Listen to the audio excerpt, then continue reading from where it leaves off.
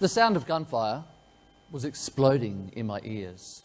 Bullets were literally pounding through bricks in the wall directly above me, and dust from those bricks was falling down into my eyes. And at one point, I literally had to cover my eyes to stop myself from being blinded.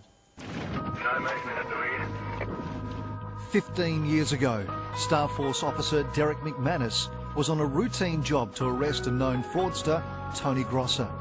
Accompanied by 4 other Star Force members and another policeman with a camera filming the footage you're now watching, they were to arrest Grosser because he failed to show up at court. The police, Mr. Grosser, open up, please. But within minutes of arriving at Grosser's property, the routine arrest turned sour and Derrick's life would change forever. Grosser, it's the police. What eventuated was, and still is, South Australia's biggest siege. Within minutes of arriving, McManus was gunned down. Over the next 40 hours, 2,000 rounds were fired.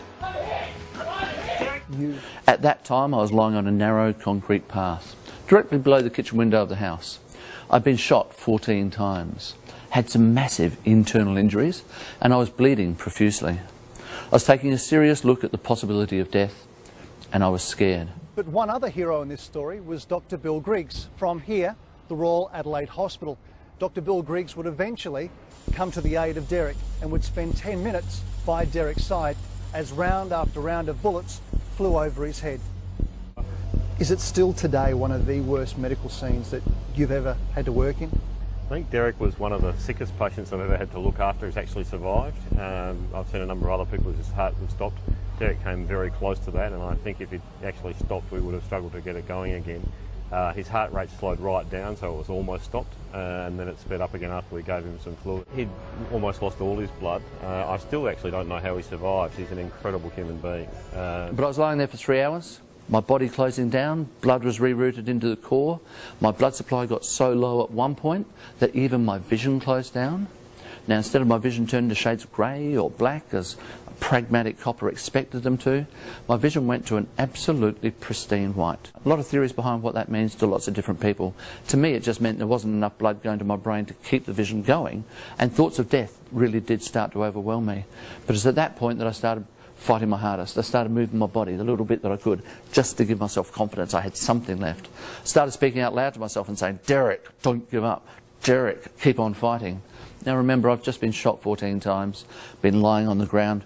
Bill Griggs said that he started treating me because I took this last gasping breath. I'm now in hospital, massive amount of injuries, massive amount of rehabilitation in front of me, massive amount of pain that I'm going through. And this is the get well card that the boys thought was most appropriate.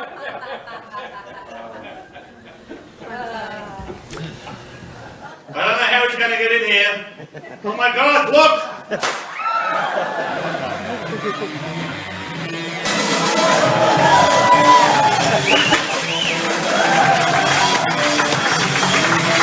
Well, what I'd like to do now is talk about the 5 drivers that give us the confidence and the courage to believe in our capacity to achieve success in the future.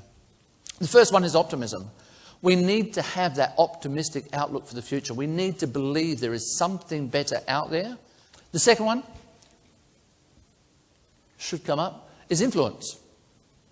We've got to believe in our ability to influence it. I've got to believe that it's not what happens to us, it's how we deal with it that determines the future.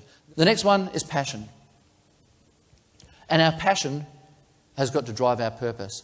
Because when we believe in what we want to do, when we have this absolute love for what we want to do, there is no challenge too big that is going to stop us from trying. The next one is planning. And as you can see from my situation, simply some idea of what you're going to encounter and simply some idea of how you're going to deal with it. And the last one is support.